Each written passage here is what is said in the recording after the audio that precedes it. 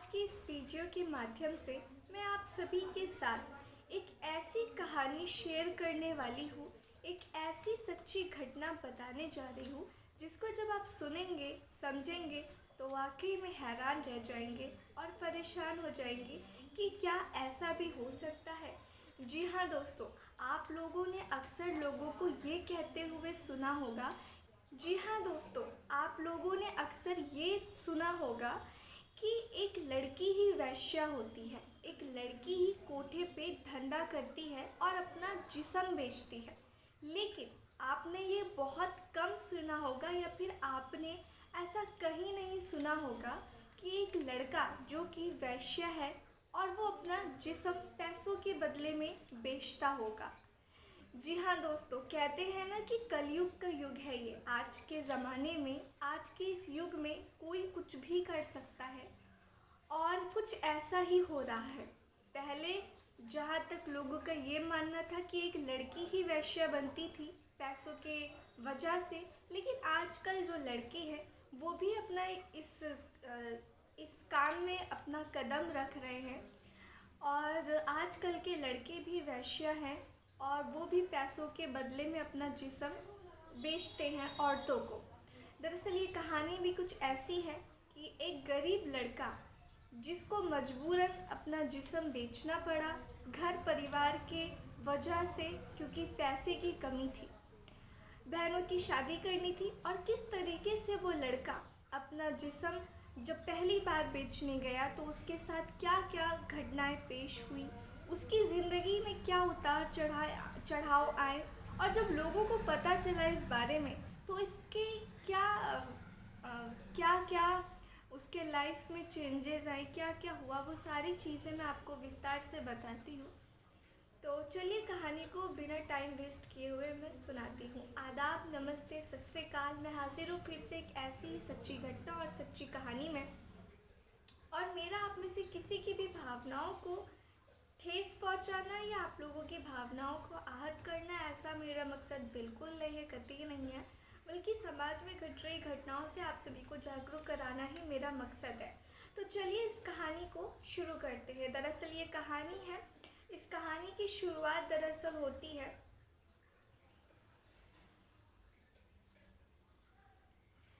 इस कहानी की शुरुआत होती है नोएडा से। दरअसल नोएडा में एक मुस्लिम परिवार होता है जिसमें कि एक लड़का होता है, उसका नाम होता है अमन। ये जो अमन होता है इसका नाम है पूरा मोहम्मद अमन सिद्दीकी। दरअसल ये लड़का जो होता है बेहद ही गरीब परिवार से होता है। इसके जो पिता होते हैं वो बहुत कम उम्र में ही, जब अमन शायद 4-5 साल का होता है, तभी उसके पिता का इंतकाल हो जाता है, देहांत हो जाता है। और तब से जो इनकी माँ होती हैं वो ही अपने बच्चों का खर्चा चलाती हैं। दरअसल अमन की 2 छोटी बहनें भी होती हैं जिनका नाम रूबिका और फातिमा होता है। रूबिका फातिमा अमन से दोनों छोटी होती हैं। सबसे बड़ा भाई अमन ही होता है। इनकी जो माता होती हैं जिनका नाम की नरगिस फातिमा होता है। दरअसल ये जो नरगिस होती हैं ये पड़ोसियों के घरों में जा जाकर बर्तन धोती हैं, झाड़ू पोछा का काम करती हैं, और जो उस काम से पैसे मिलते थे वो ही अपने बच्चों को खाने पीने में, घर गृहस्थी में लगा देती हैं। कुछ इस तरीके से इनका जो परिवार था वो चलता है। बचपन में बहुत ज़्यादा गरीबी का सामना इन लोगों ने किया। ऐसे करते करते वो लोग बड़े हो गए। अब जो अमन है, जब वो बड़ा हुआ, अपना होश संभाला, क्योंकि वो लोग ज़्यादा पढ़ नहीं पाए, क्योंकि घर की आर्थिक स्थिति के बहुत ज़्यादा ख़राब होने के कारण अमन या उनकी दोनों बहनों में से किसी ने भी 10वीं और 8वीं के अलावा और कोई कक्षा में आगे पढ़ाई किया ही नहीं था। और पढ़ाई ना करने की वजह से किसी अच्छे ऑफिस में, किसी अच्छे दफ्तर में या किसी भी अच्छी जगह पर नौकरी मिलना, काम मिलना बहुत ही ज़्यादा मुश्किल था। इसलिए जब अमन होश संभालता है तो वो पास ही के जो छोटे मोटे से होटल होते हैं, छोटी छोटी दुकानें होती हैं, टपरी होती हैं, वहाँ पर जा कर के वो काम किया करता था। और वहाँ पर पर जो 4 पैसे मिलते वो अपनी माँ को दे दिया करता था, जिससे कि उनका खर्चा चला करता था। वो ऐसे ही करते करते और बड़ा हो जाता है, उसकी उम्र 20 से 21 साल हो जाती है। वो अब कपड़े की दुकान पे काम करता है, काफ़ी ज़्यादा मेहनत करता है और उसको अब पैसे भी काफ़ी ज़्यादा ठीक ठाक मिल जाते थे। अब वो काफ़ी ज़्यादा, दरअसल दिन में वो कपड़े की दुकान पे काम किया करता था और जैसे ही रात होती थी तो जो रात की नाइट शिफ्ट वाली एक बाजू में ही एक कंपनी थी, तेल की कंपनी थी, वो वहाँ पर जाकर के पैकिंग का काम किया करता था। तो इस तरीके से अमन दिन में भी काम करता था और अमन नाइट ड्यूटी भी किया करता था, ताकि जो उनके घर में गरीबी है वो दूर हो सके और उनका घर अच्छे से चल सके, क्योंकि उसकी 2 छोटी बहनें भी थी और जिनकी शादी भी करनी थी, दहेज दान के लिए पैसे भी चाहिए होते हैं। इसलिए अमन बहुत ज़्यादा वक्त जो भी था वो सारा काम में ही अपना बिता दिया करता था, यहाँ तक कि उसके आराम करने के लिए भी उसके पास वक्त नहीं होता था। ऐसे करके वो ज़िंदगी अपनी चला रहा होता है,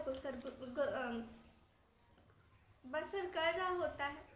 लेकिन इसमें ही जो इसके एक बहुत ख़ास दोस्त होता है जिसका नाम सुलेमान होता है। सुलेमान दरअसल दिल्ली में रहा करता था। एक रोज़ अमन को सुलेमान का कॉल आता है, जिसका बचपन का दोस्त होता है। तो सुलेमान को सारी आर्थिक स्थिति के बारे में, अमन के बारे में सब कुछ पहले से पता होता है। तो उस पर जो सुलेमान होता है वो सुझाव देता है अमन को कि अमन तुम एक काम क्यों नहीं करते। मैं जानता हूँ कि तुम्हारी आर्थिक स्थिति बहुत ख़राब है और तुम डबल काम करते हो दिन और रात में। इससे तुम्हारी तबीयत बहुत ही ज़्यादा ख़राब हो सकती है और एक इंसान आखिर कितना ही काम कर सकता है। तुम कब तक इतनी मेहनत करोगे।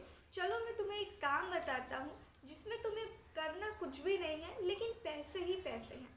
अब जब वो ये बात सुनता है अमन, तो सोच में पड़ जाता है कि भला ऐसा क्या काम है, मैं तो डबल ड्यूटी करता हूँ फिर भी मुझे इतने पैसे नहीं मिल पा रहे हैं। तो आखिर ऐसा क्या काम है जो ये ऐसे बोल रहा है। उसके बाद में अब ये जो सुलेमान होता है ये बताता है दरअसल अमन को कि दिल्ली में जीबी रोड है, वहाँ पर दरअसल सुलेमान बताता है अमन को कि दिल्ली आ जाओ तुम। दिल्ली में एक जीबी रोड करके जगह है जहाँ पर तुम अपने आप को कुछ घंटे के लिए एक औरत के साथ वक्त बिताओगे। वो जो बोलेगी, जैसे बोलेगी तुम उसके साथ में वैसे ही करोगे और उसके तुम्हें मुंह मांगे हुए पैसे मिल जाएंगे सिर्फ 2-3 घंटे में ही। अब वो कहता है कि भला ऐसा भी कोई काम होता है, मैं तो नहीं मानता। वो इस बात को हंसी में उड़ा देता है और फिर फ़ोन रख देता है कि तुम अच्छा मजाक कर लेते हो। लेकिन फिर वो फ़ोन करता है सुलेमान और कहता है कि तुम्हें अगर मजाक लग रहा है तो कुछ दिन के लिए आ जाओ, देख लो, तुम्हें सही नहीं लगेगा तो तुम वापस चले जाना। इस पर अब जो सुलेमान होता है अब वो राज़ी कर लेता है अमन को और अब अमन चला जाता है सुलेमान के पास। अब जब सुलेमान के पास अमन जाता है तो फिर जब सुलेमान के पास अब अमन जाता है, रहता है। अब 2 दिन के बाद जीबी रोड पर ये लोग दोनों पहुंचते हैं। वहाँ पर देखते हैं कि मेट्रो स्टेशन के नीचे काफ़ी ज़्यादा लंबी कतारें खड़ी हुई हैं लड़कों की, जिनके गले में, सबके गले में लाइन से लाल रंग का रुमाल बंधा हुआ है। अब जब अमन देखता है तो पूछता है सुलेमान से कि ये सबके गले में लाल रंग का आखिर रुमाल क्यों बंधा हुआ है। उस पर जो सुलेमान होता है बाजू की दुकान से 2 लाल रुमाल खरीदता है। एक सुलेमान के गले में, एक अमन के गले में बांधता है और दूसरा वो खुद अपने गले में बांध लेता है। उसके बाद में जब ये दोनों बांध लेते हैं तब सुलेमान बताता है अमन से कि ये यहाँ के उन लड़कों की निशानी है जो अपना जिस्म बेचने के लिए खड़े हुए हैं। यहाँ से औरतें जाती हैं कार में बैठ के, वो अपना हाथ निकालती हैं बाहर, जिसको भी मर्दों की ज़रूरत होती है। वो लड़के अपना लाल रुमाल उनके हाथों में देते हैं। लड़का पसंद हो जाता है तो वो कार का दरवाज़ा खोल देती हैं, वो लड़का उसमें बैठ जाता है। उसके बाद वो उन साथ उनके घर, होटल, रूम, कमरे पे जाते हैं। फिर जितने घंटे तक उस महिला को उसके साथ में शारीरिक संबंध बनाने का मन करता है वो करती हैं। उसके बाद में मुंह मांगी कीमत उस लड़के को दे करके वो छोड़ देती हैं और वो वापस अपने घर को लौट जाता है। तो वो जब सुनता है अमन ये सब, तो काफ़ी ज़्यादा उसके लिए नया था और काफ़ी ज़्यादा शॉकिंग था, क्योंकि उसने क्या आज से पहले किसी ने भी इस बारे में सुना नहीं था। ये बहुत नई चीज़ थी कि एक लड़का भी अब वैश्या बन के अपना जिस्म पैसों के बदले में बेचा करते हैं। अब थोड़ी देर में एक गाड़ी रुकती है जिसमें एक लड़की जो कि सुलेमान की तरफ इशारा करती है। सुलेमान जाता है और सुलेमान गाड़ी में बैठ जाता है और फिर रेट फिक्स होता है। और उसके बाद में सुलेमान खिड़की से झांक कर अमन को कहता है कि तुम्हें भी कुछ ऐसा ही करना है। और सुलेमान इतने में उस महिला के साथ में चला जाता है।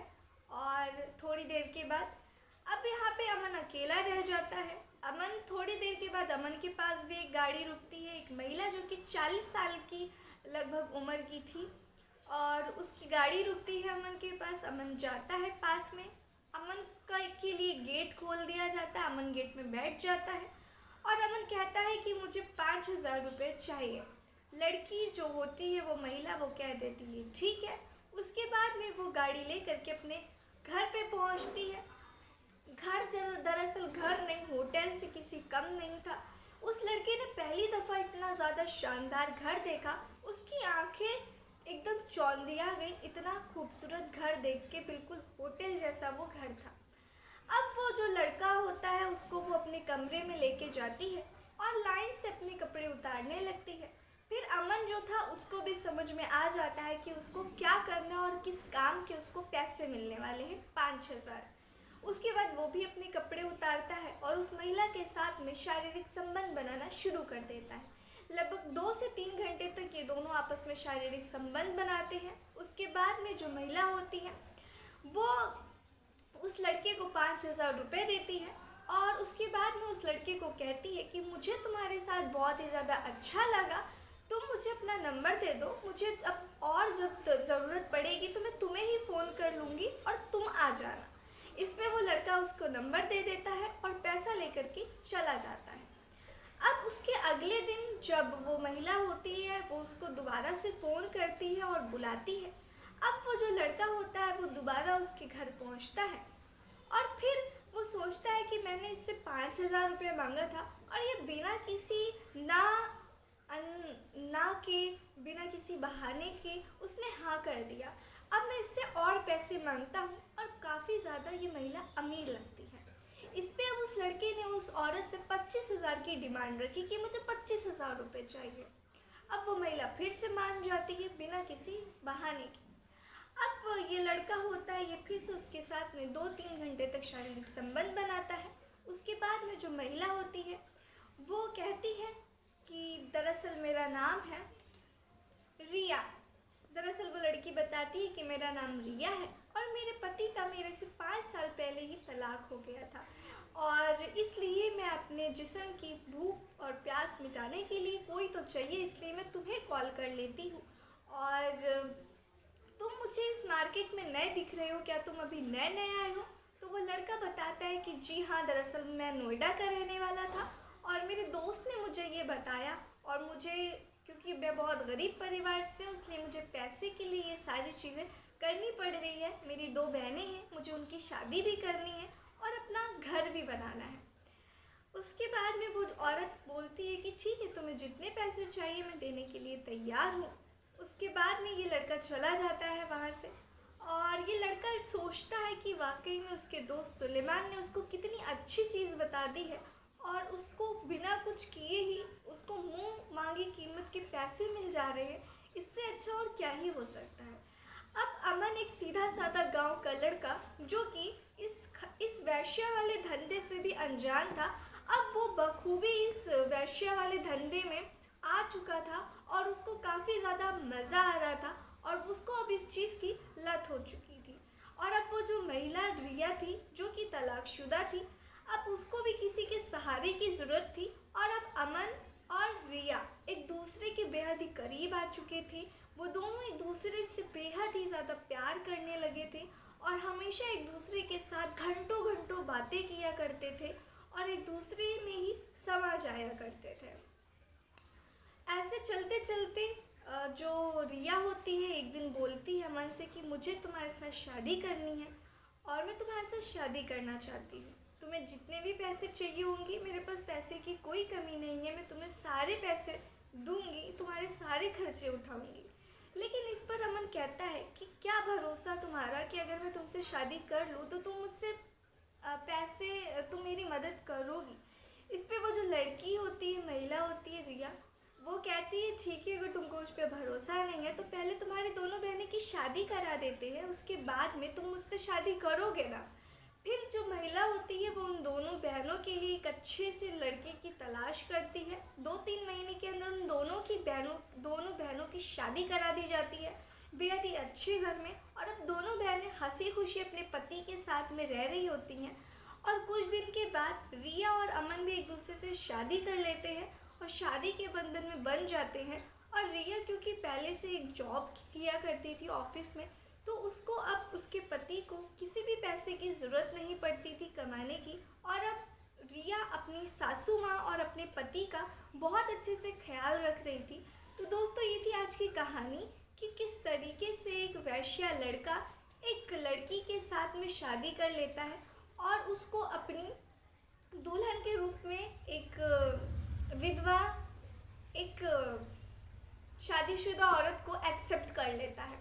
तो दोस्तों, आप लोग मुझे कमेंट में बताइए कि क्या उस लड़के को वेश्या वाले धंधे में जाना चाहिए था या फिर एक पहले से शादीशुदा औरत को एक्सेप्ट करके उसकी ज़िंदगी में शादी करके आना चाहिए था या फिर नहीं। आप लोग मुझे अपनी राय कमेंट बॉक्स में दे सकते हैं। और ये थी आज की कहानी, आप लोग उम्मीद करती हूँ पसंद आई होगी। और दोस्तों, ये मेरा चैनल अभी नया है तो मुझे आप लोगों के प्यार और सपोर्ट की बहुत ही ज़्यादा ज़रूरत है। तो प्लीज़ मेरे चैनल को लाइक करें, सपोर्ट करें और अपने फैमिली, दोस्तों, परिवार में ज़्यादा से ज़्यादा शेयर करें। तो चलिए फिर मिलते हैं ऐसे किसी सच्ची और अच्छी घटना में। तब तक के लिए सावधान रहें, सतर्क रहें और अपना ख्याल रखें। जय हिंद, जय भारत।